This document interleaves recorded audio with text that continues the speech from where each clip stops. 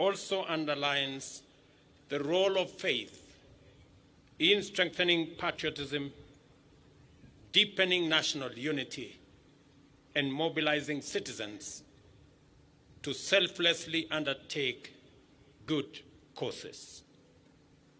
For this reason, the Episcopal installation of Right Reverend Wallace Ng'ang'a Gashihi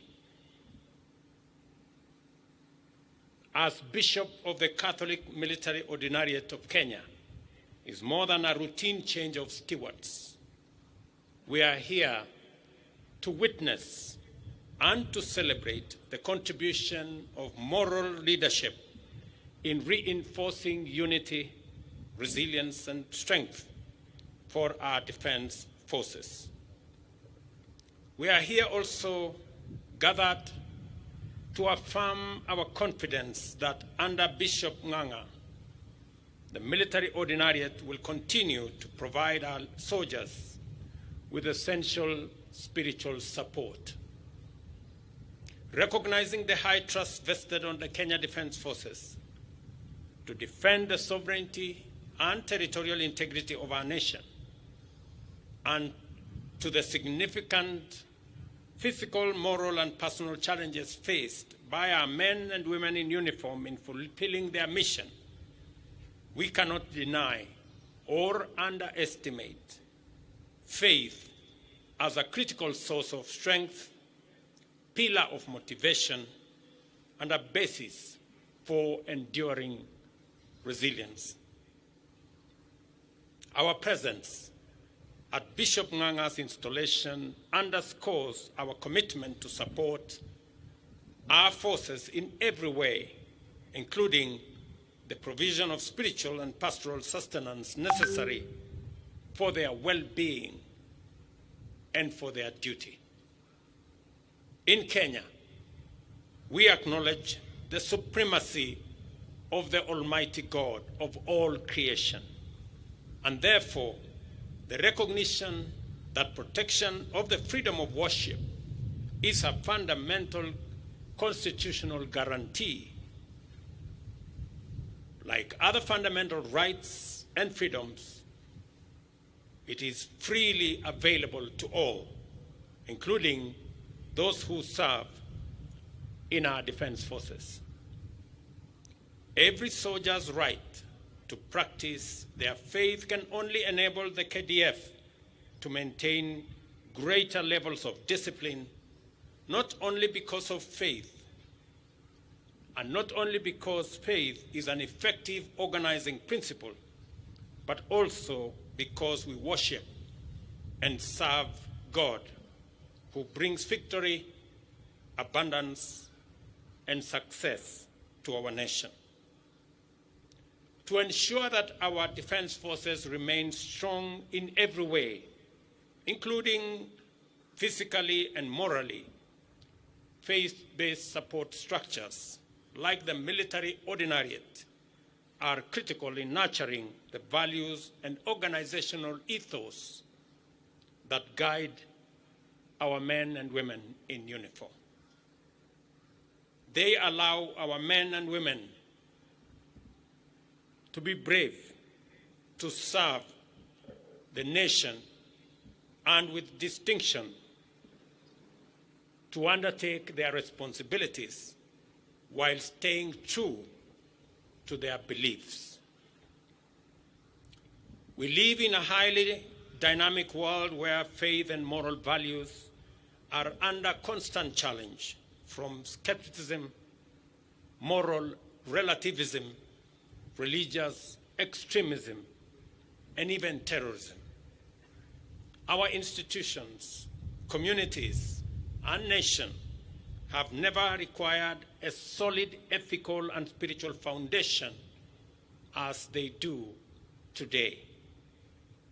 Bishop Ng'ang'a's strong spiritual leadership enables our men in uniform and women to navigate their challenges guided by faith, grounded in integrity, and service for a higher moral cause. throughout the life of our nation, the partnership between the state and religious institutions has been a cornerstone of our nation's strength. The Catholic Church is among the foremost of our partners and continues to complement national strategies to serve citizens in many sectors, including education, healthcare, and provision of psychosocial and pastoral services. I was particularly impressed when the Secretary for KCCB said the Catholic Church believes in support for the poor and vulnerable in our society. Because that is the essence of humanity, to be able to serve those who are underprivileged. Build on mutual respect, tolerance, and moral uprightness. This partnership anchors our society. Today, we honor this enduring partnership and express our gratitude to His Holiness Pope Francis for Bishop Ng'ang'a's appointment, which strengthens our military's spiritual standing. Bishop Ng'ang'a, I didn't know you served in Mauritania, or so it was said. But let me say this, that the military leadership, the generals here and commanders, and myself will continue to modernize the equipments and other facilities and capabilities for our military as we prepare chariots and horses. Because the Bible in Psalms 20, verse 7 says that those who put their trust in chariots and horses, we will always be careful to remember. And please remind us, Bishop Ng'ang'a, that that same verse says, but we trust in God. So that even as we prepare the capabilities, the chariots and horses, we be reminded that victory comes from God. Let me also say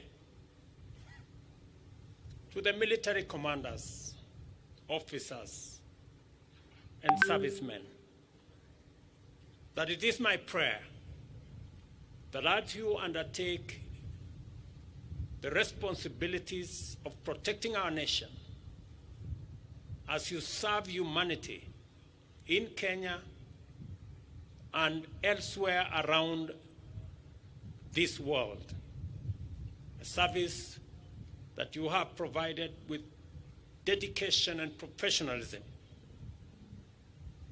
that the words of Matthew 5:9 shall be your portion, that the sacrifices that you make to protect our nation, to keep the peace, the words of Matthew 5:9 that say, blessed are the peacemakers, for they will be called the children of God. That in your sacrifice, in your commitment, in your peacekeeping, that you shall be honored to be the children of God. Bishop Ng'ang'a, receive my warmest congratulations and the best wishes of the government and the people of Kenya as you take over this responsibility to look after the spiritual health of our military ordinariate. Your leadership will be vital in guiding those who defend our nation, and I'm confident that under your guidance, the military ordinariate will remain a source of strength for not just our brave men and women in uniform, but their families and to all who work with them. Even in this moment of celebration,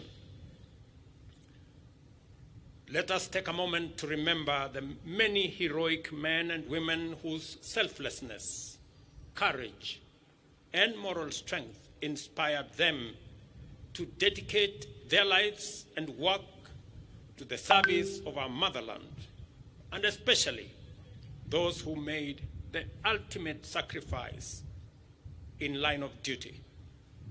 Let us honor their memory and gratefully acknowledge their contribution.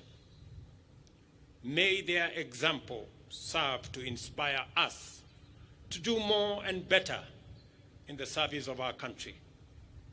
May they rest in eternal peace, and may their families find comfort in our respectful recognition of their noble sacrifice and honorable service.